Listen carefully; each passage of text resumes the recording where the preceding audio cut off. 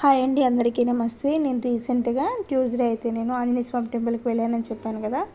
So ఈ temple వచ్చేసి చాలా ఫేమస్ అండి. ఇది వచ్చేసి మనకి క్రీస్తు శకం 1143 సంవత్సరంలో కాకతీయ రాజు నిర్మించారంటే చాలా బాగుంది. లోపల ఓన్లీ ఆంజనేయ స్వామి కాకుండా మనకి చాలా స్వాములు అయితే ఉన్నారు. టెంపుల్స్ డివైడ్గా శివయ్య అని చెప్పేసి, సుబ్రహ్మణ్య స్వామి, అట్లా సరస్వతి దేవి, అట్లా చాలా ఉన్నాయి. సో వీడియో అయితే కంటిన్యూ అవుతుంది, చాలా ఇంట్రెస్టింగ్గా ఉంటుంది.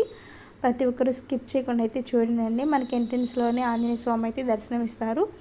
ఇక్కడైతే మనకి విగ్రహ రూపంలో ఉన్నారు అండ్ ఇక్కడైతే మనకి విగ్రహ రూపంలో ఉన్నారు.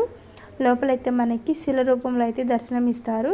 వీడియో అయితే కంటిన్యూ అవుతుంది, చూసేయండి. అండ్ ఈ గుడి చరిత్ర వచ్చేసండి మనకి క్రీస్తు శకము 1143లో కాకతీయ రాజు నిర్మించారని చెప్పాను కదా. సో ఇదైతే 11వ శతాబ్దంలో అంటండి. సో దీనికి సంబంధించి కొన్ని మత యుద్ధాలు అయితే జరిగినాయి అంట. సో దానివల్ల వేరే మతానికి సంబంధించిన రాజుగారు అయితే ఈ టెంపుల్ని ధ్వంసం చేయాలనుకున్నారంట. ధ్వంసం చేయాలనుకుని రాజుగారు అయితే యుద్ధానికి డైరెక్ట్గా వెళ్ళరు కదండి, అంటే ధ్వంసం చేయడానికి. సో సైన్యాన్ని అయితే పంపించారంట. సైన్యాన్ని పంపిస్తే ఆ సైన్యం ఏమైపోయారో కూడా తెలియదంటండి. టెంపుల్ దగ్గరికి అయితే రాలేకపోయారంట. సో వాళ్ళతో అయితే పని అవ్వదని చెప్పేసి అయితే రాజుగారు అయితే బయలుదేరారంట. గుడిని ఎట్లయినా ధ్వంసం చేయాలి అని చెప్పేసి. సో బయలుదేరినప్పుడు ఆయన అట్లా రాజుగారు మెయిన్ గర్భగుడి ఉంటుంది కదా. సో ఆ గర్భగుడి దగ్గరికి రాగానే చెవులు చిల్లులు పడేంత శబ్దంతో ఒక రకమైన సౌండ్ వచ్చిందంటండి. అసలు సౌండ్ అనేది భరించలేకపోయారంట. ఆ సింహద్వారం దగ్గరే అట్లా నిలిచిపోయారంట. అప్పుడు ఆయనకి గర్భగుడిలో నుంచి ఓ మాటలు అనేవి వినిపిస్తూ ఉన్నాయంట. అప్పుడు ఆ శబ్దాలు ఏమైనా వచ్చినాయంటే ఆ గర్భగుడిలో నుంచి ఏమని మాటలు వినిపించాయంటే, ఓ రాజా, నా ఆలయము ధ్వంసం చేయదలిచినవో ముందుగా నీ మనసును గట్టిపరుచుకునము అని చెప్పేసి పెద్దగా గట్టిగా వినిపించినాయి అంటండి. అప్పుడు ఆ రాజుగారికి భయం వేసిందంట. సో అప్పుడు ఏం చేశారంటే ఆ రాజుగారు అట్లా అయితే ఊరుకోకుండా, ఆ రాజుగారు అట్లా అన్నా కానీ ఊరుకోలేదంటండి. ఆయనకి ఏంటంటే నిజమా కాదా అనే డౌట్లో ఉండిపోయారంట. సో చాలా కోపంగా ఉన్నారంట, ఎట్లయినా ధ్వంసం చేయాలి అని చెప్పేసి. అప్పుడు మళ్ళీ రాజుగారు పెద్దగా అన్నారంట. రాజుగారు ఏమన్నారంటే, హే భగవాన్, నీలో సత్యం ఉంటే సత్యాన్ని నాకు చూపించు అని ఈ రాజుగారు కూడా బదిలిచ్చారంట. అప్పుడు ఏం చేశారంటే ఆపోజిట్ నుంచి మనకి గర్భగుడిలో నుంచి వస్తున్న ఆ మాటలు అనేవి, ఈ రాజుగారు చెప్పే మాటలు అనేవి ఇద్దరు పోటాపోటీగా చెప్పుకుంటూ ఉన్నారు కదా.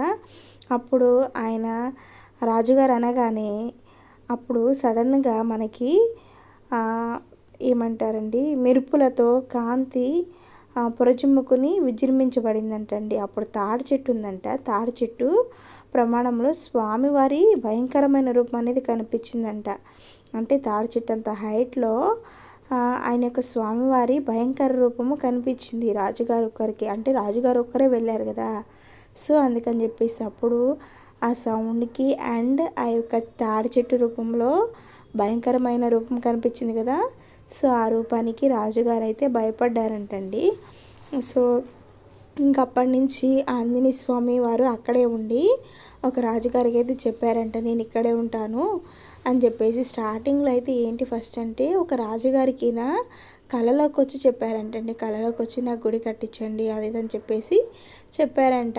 సో ఈ స్టోరీ మొత్తం మీకు కంప్లీట్గా చెప్పాలంటే ఇక చాలా టైం పట్టిద్దండి. సో అందుకని నేను సో అని అయితే నేను అట్లా చెప్పేసి నేను కంప్లీట్ చేస్తున్నాను. అండ్ చాలా ఇంట్రెస్టింగ్గా ఉంటుంది. ఇంకా మీకు కంప్లీట్గా డీటెయిల్గా కావాలంటే కామెంట్ సెక్షన్లో కామెంట్ చేయండి. నేనైతే ఇంకా కంప్లీట్ స్టోరీ అనేది చెప్తాను తెలుసుకొని. అండ్ అలానే ఇక్కడ వీడియో డిస్ప్లే అవుతుంది కదా. సో ఇక్కడ వచ్చేసి మనకి నెంబరింగ్ కూడా ఉందండి. దుర్గమ్మ తల్లి ఏంటి, సరస్వతీదేవి. నేనైతే ఫస్ట్ టైం చూస్తున్నాను అనమాట. అన్ని అమ్మవార్లు చక్కగా ఇట్లా ఉంటాయి. ఇక్కడ చూసారా సరస్వతీదేవి, ఆ తర్వాత దుర్గమ్మ, తర్వాత లాస్ట్లో మీకు ఒక వీడియో వస్తుంది, లింగాకారం ఉందండి చక్కగా. అక్కడ వచ్చేసి మనకి అందరూ వాటర్ పోస్తూ ఉన్నారు అభిషేకం లెక్క. సుబ్రహ్మణ్య స్వామి ఉన్నారు. చాలా హ్యాపీ అనిపించింది. బట్ ఏంటంటే టైం టేకన్ అనమాట. మనము పర్టికులర్ టైమింగ్స్లో వెళ్ళి ఇట్లా వచ్చేయాలి అనుకోకూడదు. చక్కగా మార్నింగ్ టైమో లేదంటే ఈవినింగ్ టైమో వెళితే కనుక మనం మంచిగా స్పెండ్ చేయాలి అనుకుంటే కనుక చాలా హ్యాపీగా మంచిగా స్పెండ్ చేసి అయితే రావచ్చు. అండ్ ఫాస్ట్గా వెళ్ళిపోవాలి, ఇట్లా దర్శనం అయిపోవాలి వచ్చేయాలని అయితే అని అనుకోకూడదు. అండ్ అలానే ఇక్కడ స్వామివారి గురించి చెప్పాను కదా, ఇక్కడ వచ్చేసి మనకి సుబ్రహ్మణ్య స్వామి అనమాట. ఇలా నెంబరింగ్తో అయితే టెంపుల్ చాలా బాగున్నాయండి. అండ్ అలానే అక్కడ వచ్చేసి మనకి లాస్ట్లో సుబ్రహ్మణ్య స్వామి, ఇక స్వామివారిని అయితే అందరినీ మేము చూసి మనసారా దర్శించుకుని అయితే ఇంటికి బయలుదేరి వచ్చేసామన్నమాట. ఇంకా అప్పటి నుంచి అలానే ఈ టెంపుల్ని ఏమంటారండి, కర్మన్ ఘాట్ అంటారండి. అండ్ యుద్ధాలు జరగకముందు అంతకుముందు ఉండే పేర్లు కానీ లేక పాతవి, లేదంటే మనకి క్రీస్తు శకం అని చెప్పేసి అంటున్నాను కదా 1143 అని, అప్పుడు ఏం జరిగింది ఏంటి అనేది కంప్లీట్ వీడియో కావాలంటే నేను పోస్ట్ చేస్తాను, మీరు కామెంట్ సెక్షన్లో పిన్ చేస్తే. అండ్ అలానే ఇక ప్రతిరోజు స్వామివారికి ధూపదీప నైవేద్యాలతో అయితే స్వామివారు పూజలు అందుకుంటున్నారండి. అంతే ఫ్రెండ్స్, ఈ వీడియో ఉంటాను, బాయ్.